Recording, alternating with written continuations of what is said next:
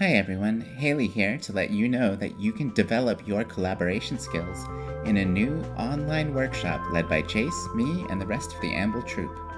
Head on over to our website, www.amble.studio for details.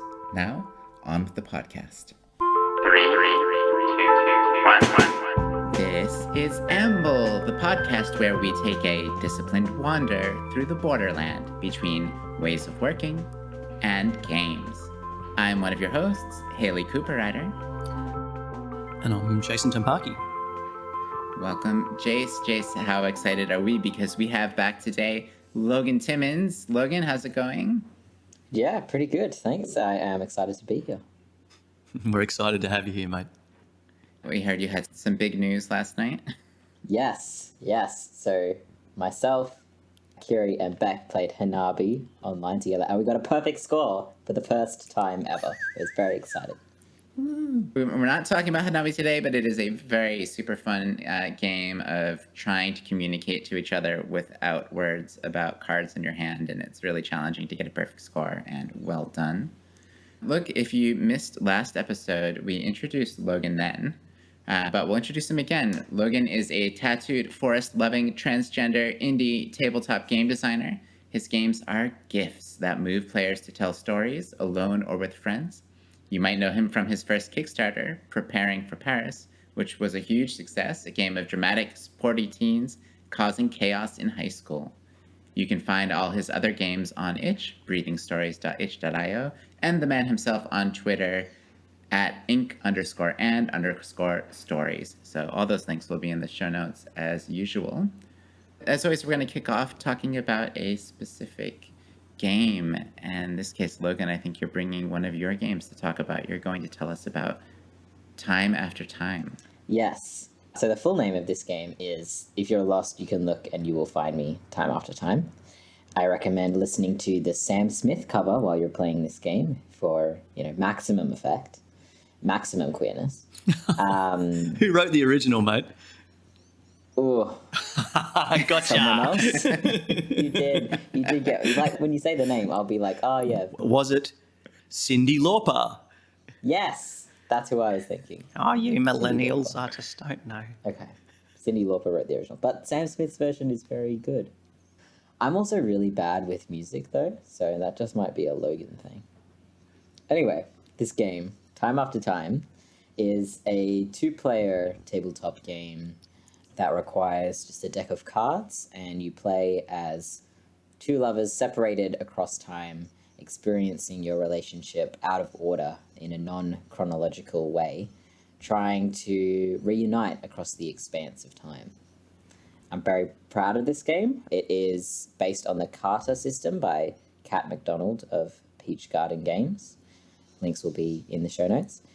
And it's a very simple system, and what I'm most proud of being able to do with it is facilitate a conversation between 2 people who care about each other, who love each other, to reflect on their relationship and feel gratitude and maybe cry a little bit. Yeah, thanks, Logan. And let's get into it more. And one of the reasons we're starting off with this game is because what we want to focus on in today's episode is, as we've discussed with Amble, we have this hypothesis that there is a borderland between ways of working and games, and that people can move across that borderland and bring the sort of beautiful treasures from one land into the other. And Logan, being a game designer first and foremost, and like Jason and I, who have been facilitators first and foremost, is someone who is currently migrating their way across that borderland from the world of game design and into the world of facilitation. And so today is really a deep dive into Logan's experience on that journey. And so we'd love to just start by drawing out more questions about how you see this particular game being a gameful facilitation tool for people. And then we'll go from there into some other aspects of this topic. So what else can you tell us about how it works? Tell us how it's played, get into the nitty-gritty, the moves and the rules and stuff. Sure. So, as I mentioned, you play with a deck of cards, and each card has a prompt on it, a little snippet of information, and then a question that you ask your partner and a question that you ask yourself. And they're very open-ended questions meant to help you and your partner reflect on things that have happened or explore how you might approach certain situations together if they haven't happened in your relationship. And there's an ongoing tension with each card. You may gain or heal time sickness. And if your time sickness gets too high, you basically lose all memory of this other person. And you will eventually meet them, but of course, if you don't remember who they are, that reunion is quite different. It takes a different turn. So it's very light, self-facilitated, this conversation, but it can get really deep and go to a lot of very touching and meaningful places. But because it's through a lens, through a setting of a game, it can feel somewhat safer, or often these are conversations maybe a big deal to have, but if you're sitting there and you've got cards in front of you and you're moving a cute little token around on a table, it can feel a bit more accessible. And so you've had some pretty meaningful experiences playing this game, or you've had other people reporting meaningful experiences. You know, you can play it with a partner, with a romantic partner, with someone that you have a close relationship with. You can conceivably play it with someone you know a little less well. But what are some of the experiences that you've been having or you've been hearing about from people playing this game? I've played it twice with my partner, which is Kerry. And Kerry has played it with her other partner, Mel, as well, which has been great. And I have a friend who played it with her partner. And pretty much every time that I have received feedback, there have been tears involved, which is great. It just means that people are having really deep and touching conversations with each other. And overwhelmingly, the messages that I receive is that the game and the conversations that it creates space for really bring the people playing to a place of gratitude, hence the tears most times. Yeah, so it's just a really soft, nice game. You know, there's no winner. It's not competitive. It's more about the exploration of the questions and the conversation than the end game, and seeing if your two lovers do meet in the end and how that ending goes. While that still can be an impactful ending, the journey is much more what players leave thinking about. That's the thing that really inspires me about this style of game, and in particular, what you've been working on as a designer, this sort of idea that you're very distinctly using games as a context to have conversations that count. The bit that was interesting to me that you raised earlier was this notion that these are questions or prompts that you may naturally have with a partner, but often don't get around to, don't have the time to, don't feel safe to. What does it mean to explicitly bring those things into a game context to provide, I guess, safety? Is it safety, or what is it? What do you see as the designerly process of choosing the things that go into a game like that? Yeah, I want to know, did you write down on your cocktail napkin or yellow legal pad, make them cry, ugly tears? No, I did not write that down on any form of paper or otherwise. I drew a lot of inspiration from my relationship and moments that I have found really beautiful, moments that I treasure, and moments that I look forward to. And each of the questions sort of captures these moments. Anything from a first kiss, the chance meeting, to a really mundane moment together, or setting a firm boundary, things like that. All things that I find very important in a relationship, and yeah, I wanted to bring those forward so that we could talk about them and recognize them and celebrate them.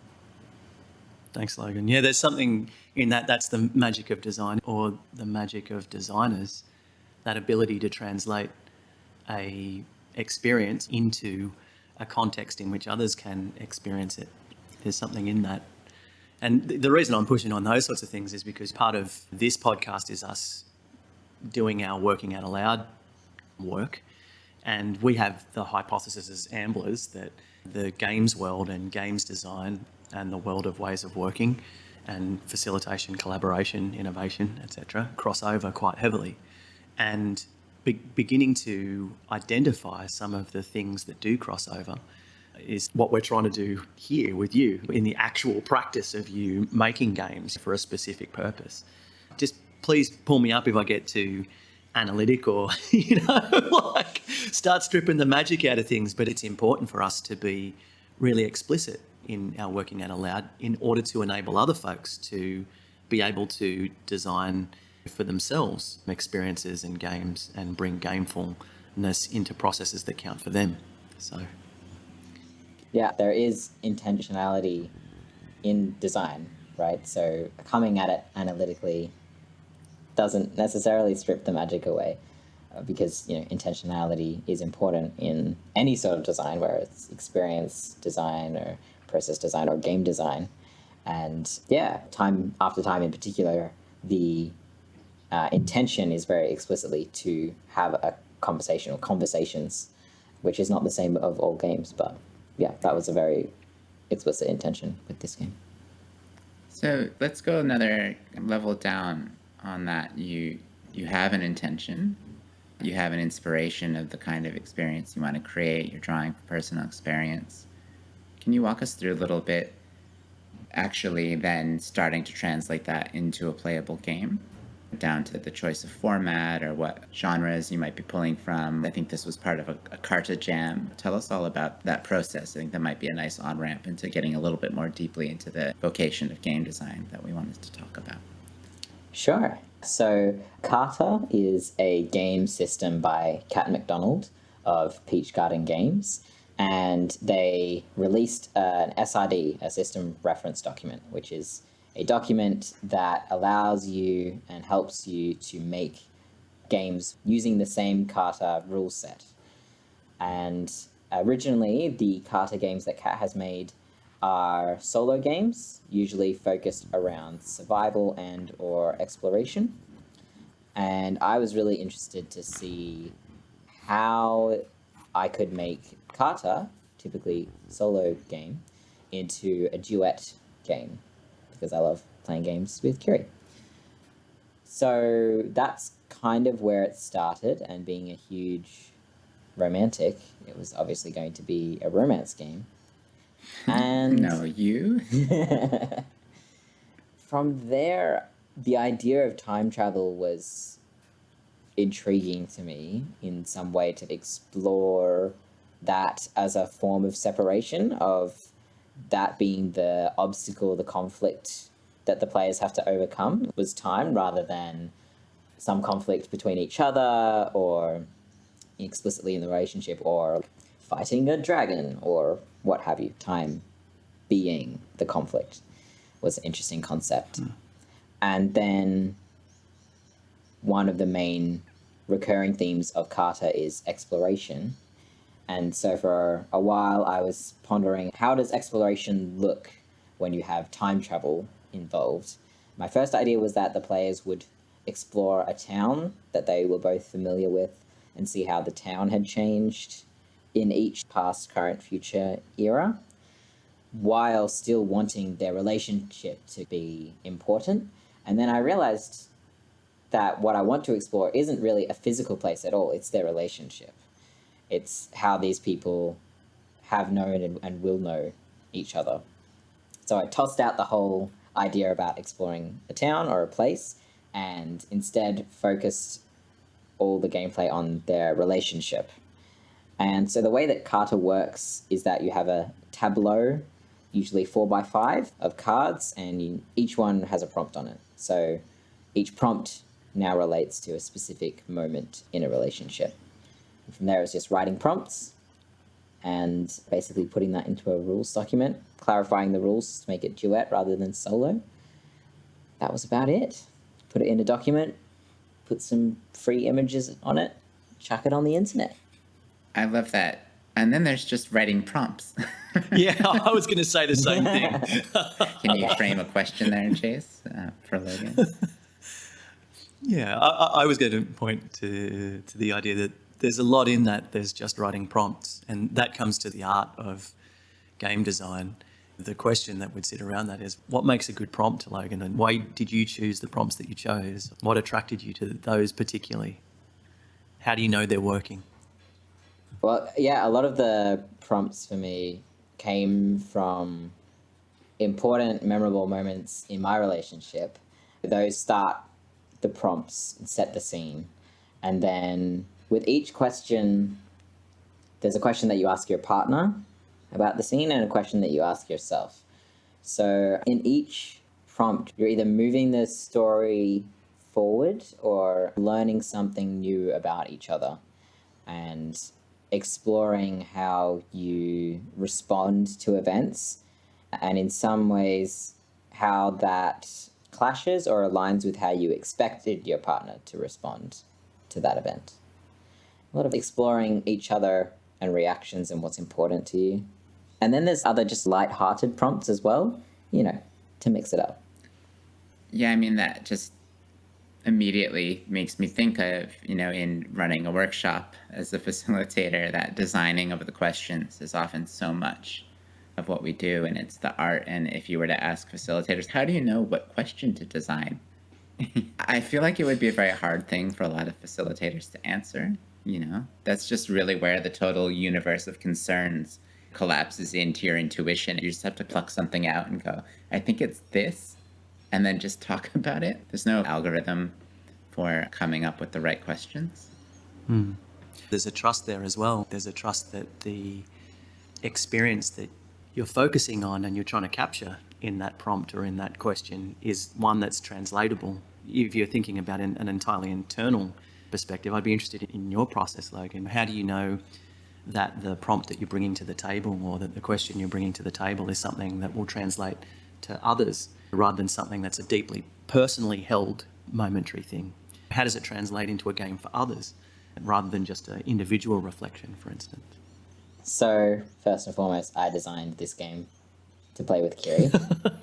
Regardless, because it's so personal, there is something about that people can intuitively tap into. There are a lot of moments in there that are quite broad or widely applicable, like meeting for the first time, and other things some people dream about and some people don't, like moving in together, going away together, bigger things like that, that often, even if people haven't done them, they can imagine what that could be like. And really, when I was designing, I wasn't thinking about how other people would receive these prompts, just stayed true to what was important to me.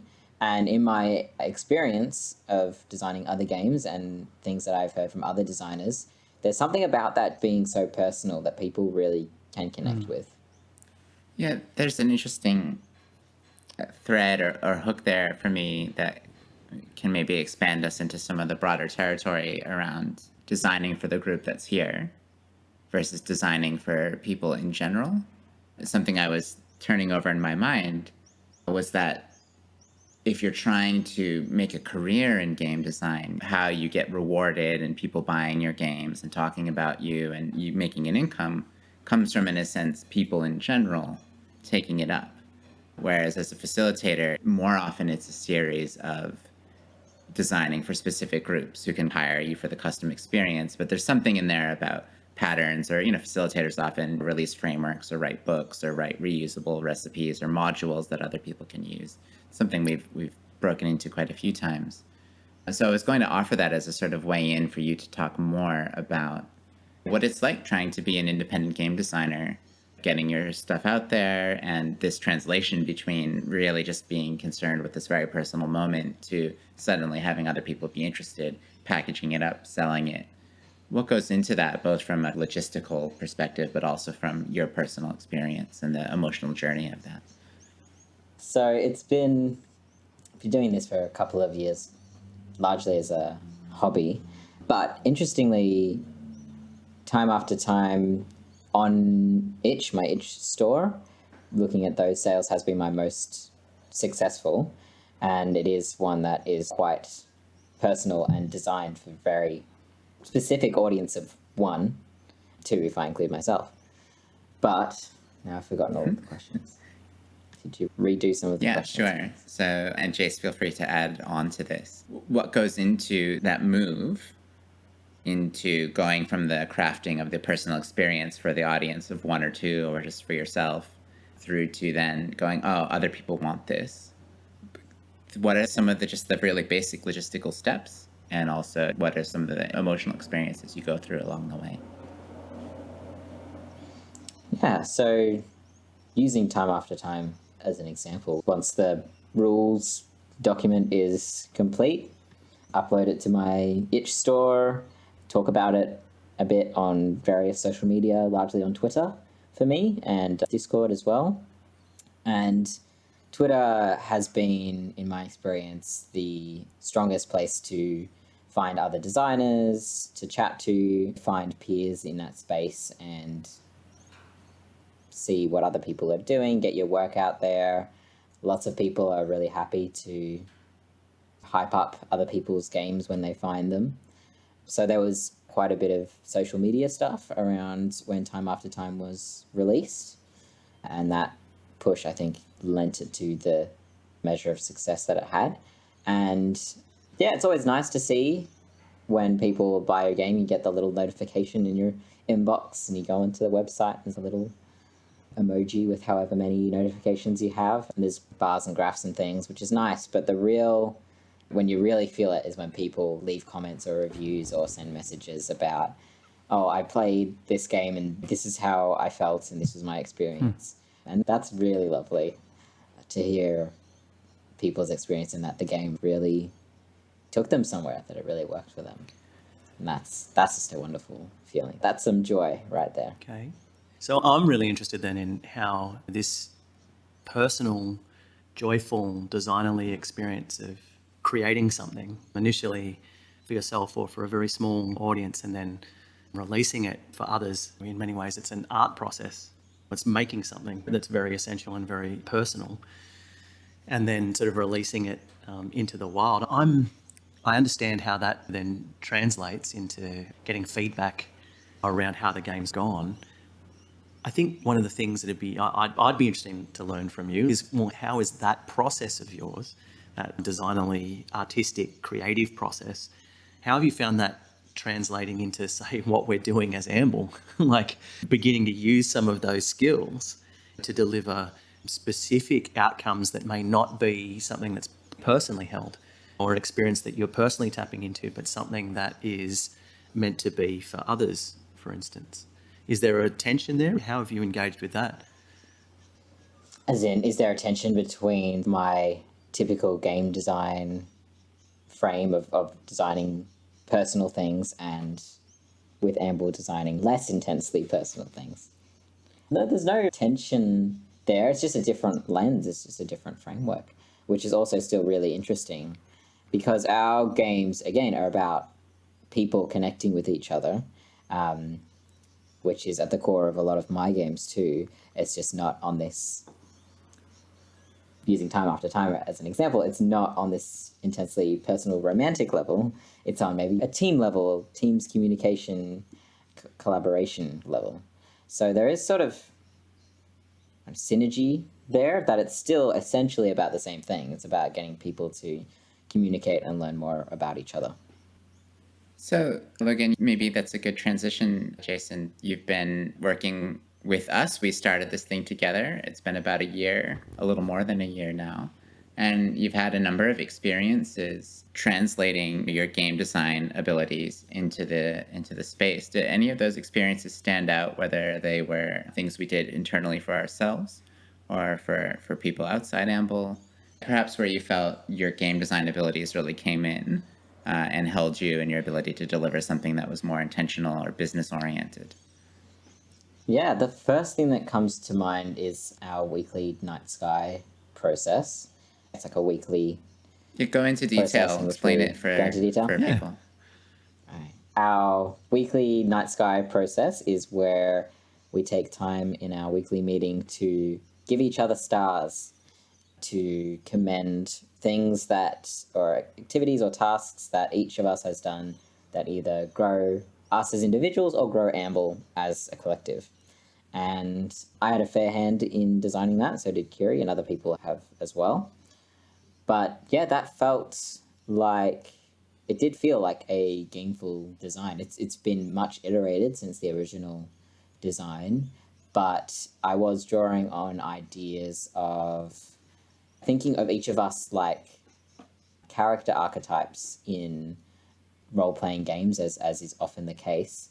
What kind of moves do we want to reward? Because those, when you reward a move, that will naturally become more frequently done. When you reward a move, people want to do it more often. In game design, that's a big part of design thought. Like, what does your game say that it does, and how does it encourage players to do that? And translating that to the night sky, what is it that we want to be doing as a team, and what is it that we want us individually to do and to be able to do, and how can we encourage that? And hence the idea of gold stars, reaching back to primary school and that sort of thing, the idea of gold stars being awarded for doing those things. But because we're thinking about beyond just grades and A pluses and rewarding these objective, lofty actions, there was a lot of thought put into us as Amble, specifically as the audience. What is it that we care about that maybe isn't translatable across everyone? So that was a slightly broader audience beyond me and one other person, widening it to 5 people. But I definitely found my game design background, it just felt fun. It felt like designing a game or a module for a game. It did feel fun, and it feels fun to keep doing it. And I think this is actually a really good way in for us, deeper into this topic. I'd like to go into some of the more of the details of the decisions that we made. I remember there was a really interesting discussion around, well, now that we've got these stars and we're posting them in our internal digital chat channel, so we've recorded them, we've captured them, so we could quantify them, we can measure them, we can see who's getting them, and that sort of thing. Could they become currency that you can spend? What are they for? And there was this really clear place that we landed, which is, well, we don't want to turn them into a currency and make them trying to get stars to incentivize people to do things for some other sake than the things being good.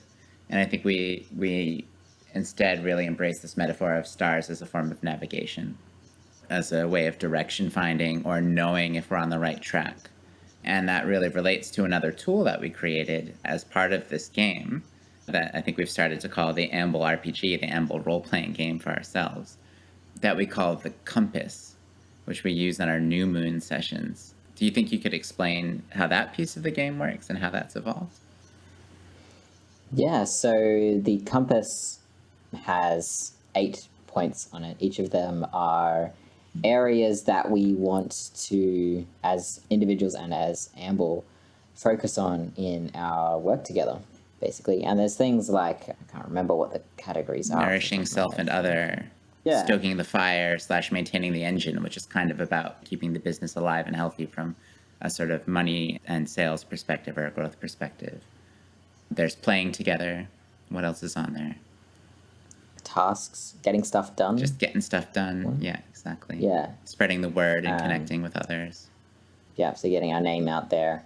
And some of those are expected, right? Like maintaining the fire and getting the word out there. Like I imagine in a workplace environment, those are 2 of the things that are at the top of the list of must-dos if you want to maintain a business. But playing together and nourishing each other, maybe lower down or not on such a list. And that's where you have to keep your audience in mind and design for purpose, right? Design for what you actually want to see. Because it's one thing we don't want to take someone else's values and just be like, oh, they're doing well financially, we'll just copy what they're doing, because that's not going to work for every team.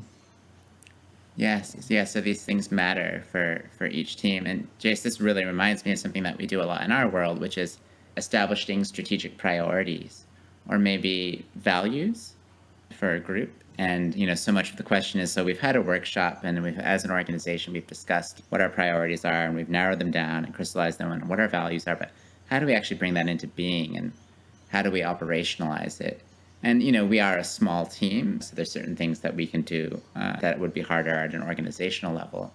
But I have found that this has been really effective for a team of our size as a way of engaging with these things, both because of the fun, gameful element of giving stars. And then once a month, we have our new moon process. When the moon is down, that's the time when the stars are the clearest. And we can see. And so we go into our Discord chat channel and we copy all the stars from the last month. We translate them into sticky notes on a shared Miro board, so a virtual whiteboard space, and we cluster them to each of the points of the compass. And that allows us to see which things are we privileging more, which things are coming out more strongly over the last month, which things are maybe not getting enough attention, or which things are just no longer important to us. We also look for things that maybe, oh, we're doing a lot of this and we're enjoying it and it's valuable, but it's not a point on our compass right now. Do we need to rethink the points of our compass? So we don't make our strategic priorities once a year and then just never change them. We remake them once a month through this dynamic steering process. And I guess there's something I'm reaching for here, which is that it's been a real strength for us and it's been joyful. And we come to the new moon session excited and ready and with our hearts full, and we leave with our hearts even more full. What is it about the game design experience that Logan brought, that we all brought to designing that for ourselves, that made it so effective? There's a massive difference between, just to, again, give it some more context, in a traditional organisational framework, it's not unheard of for teams to track how they're going against various metrics, like what's our sales count, how many new customers have we brought in, are we living our values in a particular way. The difficulty is then, how do you keep all the things that are important to you top of mind? And as Logan, you pointed out, things like stoking the fire is sort of a given, i.e. keeping the business running is a sort of a given because that's necessary to do. But how often do we explicitly bring in, nurture and cultivate each other? How often are those sort of human qualities brought in? And we were really explicit when we designed this around the things that we wanted to keep an eye on. And the beauty for me in that sort of process is sometimes working with organisations, you get to a point where you have done a bunch of strategic prioritisation, or you have done a values matrix, or you've identified the relevant norms for a particular project. But then how do you provide a mechanism for people to stay in touch with those and actively engage with them all the time? How do you have a way of making sense of the activity that you're doing in relation to those things? And there's something really beautiful in our compass, and that's why we called it a compass, because it is a navigational tool that allows us to orient to the activity that we're doing and how it relates specifically to the things that we as Amble value. And yep, some of it's operational, like are we stoking the fire? But then a lot of the other stuff is much more deeply personal in terms of how we want to self-manage and how we want to run our business in terms of our values.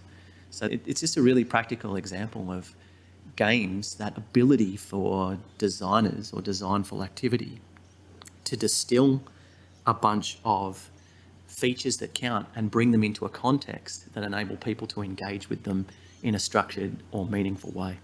And that's exciting for me as we keep evolving this sort of thing. It'd be interesting to think about whether or not the Amble RPG, if we actually continue developing it, to what degree that might become a recipe or, in your words, an SRD that others might be able to pick up and adapt to their business. Like, it's interesting to think through that kind of stuff. Very.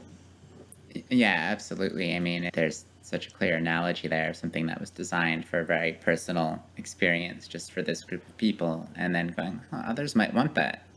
Maybe someone will listen to us talking and go, that's exactly what I've been looking for my small team, and I'd like to hear more about it. And that will put the fire under us to write up the detailed blog post about it. There are some blog posts out there already about the night sky. We'll put those links in the show notes. But to create the SRD, and that happens in facilitation world, and everyone has to adapt these things for themselves. They can't copy paste them and think it's going to work, but they can take inspiration.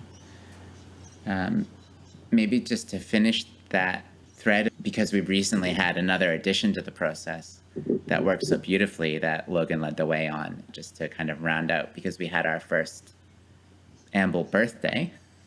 It's the first anniversary. We kind of picked a date of when it felt like, yeah, that feels like when this thing really, all of us were here and we really started last year. We're going to have our birthday this year. We need to celebrate. We need some sort of reflection process. We need the annual version of the night sky process. What's that going to be? And Logan, you came up with something, and you had a really clear intention for the experience you wanted us to have. And I thought that worked really beautifully. So can you explain this bit to us? Yeah, so that was another design that was really fun to create was Amble constellations, riffing off our ongoing theme of celestial bodies. And the idea was to reflect on all of the things that we'd done over the year and all of the smaller tasks that led to these things happening, and really reflect on not only the big things that we did, our big accomplishments, but all the steps that it took to get there. It's all a big journey, and that can often get overlooked. The smaller stars can be overlooked in favor of the big bright ones, but together is how they make constellations. And what was it? You said you wanted us to look at this and feel pride and joy. Yes, feel pride and joy in what we'd managed to do in 1 year. I was really touched by that because so often these reflective processes can be about spotting gaps or challenges or things that we need to fix so that we can be better next time. And I find it really heartwarming just going, no, we just have permission just to be happy about where we've been and what we've done. And it really related to me for an appreciative mindset. You know, that argument that comes from, well, it's not just from this, but appreciative inquiry is one of the sort of facilitation SRDs, you might call them, that says we do best as a group when we reflect on when we've been strong, when we've been good, when things have been working well, and try to generate more of that as opposed to when things have not been working well.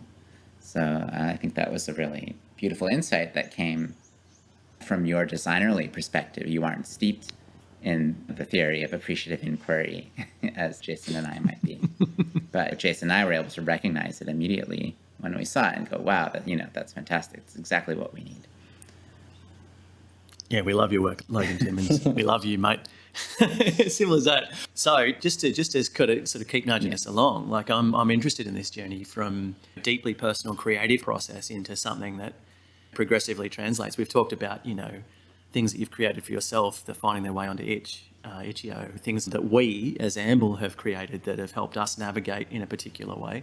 What's it like bringing that sort of stuff into the broader environment, like some of the work that we've been doing for folks in the wild? What's your experience of that been? How's that translation been, or that kind of step or that part? Yeah, that crossing over into facilitation land from game designer land, or still in that mixed border, but closer to facilitation central. Yeah, we did a spate of diversity, equity, and inclusion work for a large corporate, which was very interesting to note for myself after years of running home games and going to conventions and running games for strangers, how similar it felt in some ways, especially at conventions, right, where you don't really know the people. Like, I didn't know the folks at this corporate, and knowing that they could be anyone and have any sort of reaction to this game that you've crafted, and again, could have any reaction to this facilitation that you're running. And I was pleased, I guess, with how at ease I felt in that similarity, and being able to, rather than running an adventure, running this process, they kind of follow similar arcs. Like, there's an introduction where you get the players or the employees familiar with what's going to happen, and then there's a deeper middle bit where you really get into the crunch of the game or the crux of the conversation that you're trying to have. And then you have the debrief end bit, like you finish your mission or you wind up your conversation. So it was quite interesting to notice, my brain wants to say notice similar narrative beats, even though facilitation isn't necessarily a narrative or a story as we might usually call it. But definitely, I would say running games at conventions for strangers helps me have that confidence of holding the space and facilitating an experience, right? Whether it's a fantastical experience with magic and goats or more serious conversation about diversity and inclusion. Definitely doing one helps me with the other. Yeah, obviously it did, because it sounds like they went really well, and all of us did these. I think maybe another analogy I want to pull through is that these workshop modules were designed by another designer. So it wasn't us running our own game. Somebody thought really deeply about this experience that needed to be created on repeat, basically, for thousands of people, 10 at a time. And we were handed down a fairly sophisticated, very well done 90-minute adventure module that was, as you said, had a narrative arc. I wonder if you can see any parallels there, what that was like for you to kind of take somebody else's design and run it in that way. Yeah, I've done similar things, running pre-written modules of games. You do kind of have to take permissions at some points because there's rules as written or the process as written, but it doesn't account for every possible thing that could eventuate during the session. And so something as a game master in a game, a skill that you get better at over time is improvisation. The players decide, no, they're not going to go into the cave, they're going to explode it or something. And they're like, oh no, the next plot point was inside there. Okay, I'm going to move it over here now. And you have to get good at that adaptation. And part of that is really listening and tuning into the players and what they want, what they're expecting, and where they're about to go before they go there. And once they perhaps hit uncertain beats, changing and placing what they need in front of them. And similarly, those skills of improvisation, adaptation, and really listening to the people in the room, I feel served me in the facilitation work as well. I love that, mate, because we spent a lot of time talking about intent and designing these sorts of modules. But what you hit on then was this idea of it comes alive in the act of play.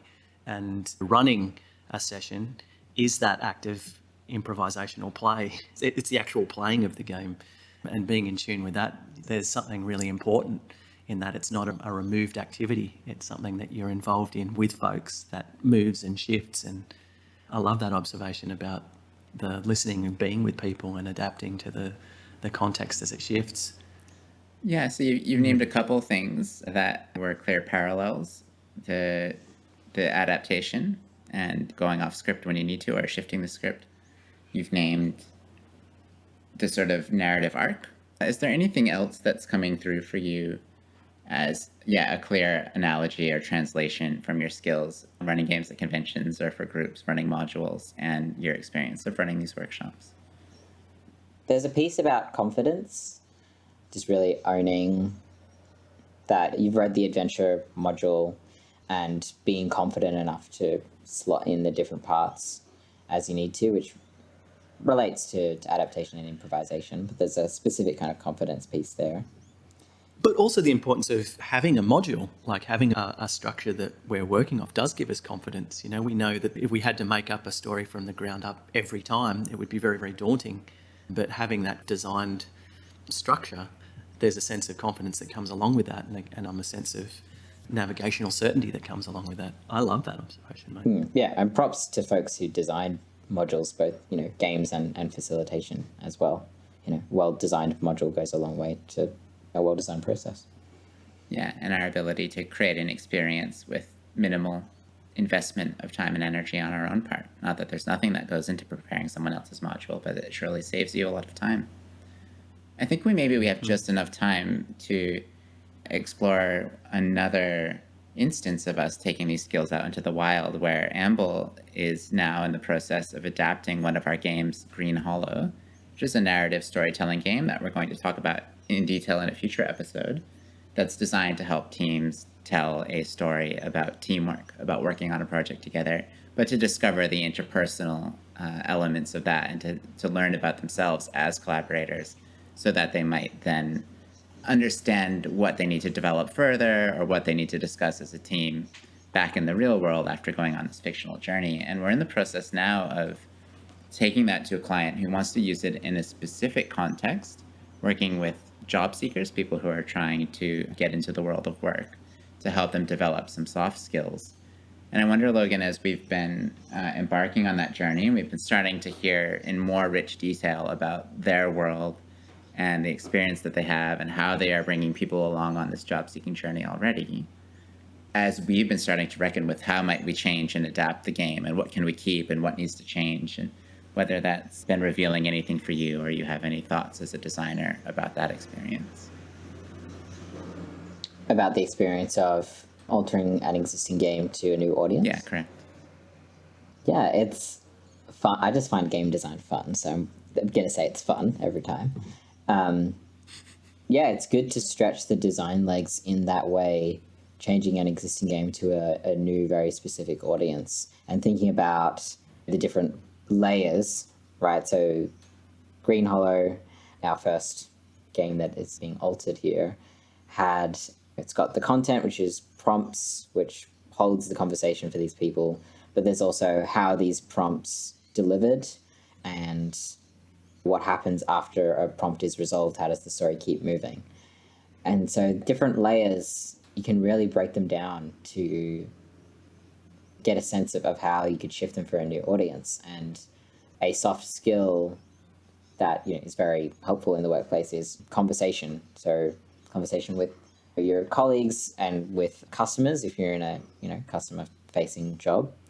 And originally Green Hollow has you pick up a card, ask a question, and answer it yourself. And so one idea that came to the top of my head is, what if someone else is asking that question, or you're asking it of someone else? So it's a small change, but already it's kind of encouraging conversation. So just small tweaks like that. There's lots of different levers that you can flip up and flip down. Yeah, even a simple game like Green Hollow still has dozens, hundreds of little design dimensions that have gone into it and choices that we made along the way. And because we were so intimate with making those, we sort of know where all of them are to then just shift them that little bit. And that tiny little shift can have such a big effect on the experience that it creates. Well, I think we might be coming to the end of our time, folks. So to wrap up, this has been a really awesome exploration, and it's opened up as many new avenues to explore. I think I'm also, feeling a little smug about our hypothesis panning out a little bit here and bring a game designer in, and how quickly Logan's been picking up the trade of facilitation. The world needs more facilitators, so if you are a game designer and you enjoy running game tables, you might think about looking at a career in facilitation. And it's a growing field. Totally. So as we like to do when we wrap up, what's on the cards, so to speak, for this week? For what are we playing? What do people have on that they're excited about? More Hanabi? Is there some level of perfection further than scoring 25 to achieve? What's on for you, Logan? Well, I mean, speaking of Hanabi, we were playing online. The computer does help you remember what you've been told about your cards. So there's less relying on memory. So we did get a perfect score. So I guess the next step is, perhaps when we can meet in person again, is to not use a computer and just rely on our own memories. That will be the next step. But otherwise, bit of centauring never hurt anybody, mate. That's. Well, I mean, we won. So I'm still going to take that as a win. Yeah. Otherwise, on the gaming table will be more Wander Home, because I love that game. And the book is the physical book. I ordered a physical copy. It should be coming soon. They've been arriving across North America. So probably a couple weeks to make it to Australia here. But it's close, and that feels exciting. Give us the 30 seconds on Wander Home. What is Wander Home? Wander Home is a pastoral fantasy tabletop role-playing game that can be played with or without a game master, in which animal folk travel the land of Haith in search of beautiful sights. It is a land that is recovering from violence, and as such, violence is not really something that anyone considers anymore. It is a land of animal folk and insect cattle. Everything is very cute. But given that a war has just passed, it's also a great game for exploring trauma and healing as well. So a great example of a role-playing game that doesn't have to be centered around killing other people, combat, struggling to be heroic, and it actively discourages those things and is still just as entrancing and mysterious and has beautiful and surprising moments in it. Yeah, I really love it. Well, thank you so much, Logan and Jason. This has been a fantastic conversation, and I just want to remind everybody listening that you can find us online at Amble.studio. On our website, you can find some of our games are available to be played, especially right now, Green Hollow. So you can go and play that now just by clicking on that from our homepage. You can also find us on Twitter at the Amble Studio on Twitter, and as well as on LinkedIn. You can find us there. And Logan, who is doing such a great job keeping our social media channels alive with interesting content. So we promise that you'll find interesting things there. As well as this podcast, we are taking it into another gear, recording episodes regularly, getting them out there, trying to reach a bigger audience, because we've heard that you're enjoying listening to us amble along. So please tell your friends. We'd love to, the more of you listening, the more of these we can make. And is there anything else folks would like to add on the way out? We're also on Ko-Fi, so you can find us there. We are on Ko-Fi. There are buttons on our website. You can buy us a coffee if you're enjoying these ambles or our games. That would be a huge thank you for us. It would mean a lot. All right. With that, let's call it an episode. Bye, folks. Bye. See you, Hal. See you, Logan. Before we go, a little more detail about those workshops I mentioned at the start of the episode. We talk a lot about how skills learned in gaming apply to the real world. If you want some practical strategies for applying your gaming skills in real life, come join us in our newly launched workshop, specifically for those of you looking to up your team leadership game. Wander with us as we explore how to create, enable, and maintain a collaborative party, and dive into conversation about how many of these collaboration capabilities already exist within the gaming sphere. Check out our Gamer to Changemaker workshop on our website, www.amble.studio. We're enjoying the conversations that come out of these workshops so much. There's more goodness in there than we'd even realized. Join the conversation and sign up to a workshop today. If you're not seeing a workshop that suits your time zone, let us know, and we'll see what we can do.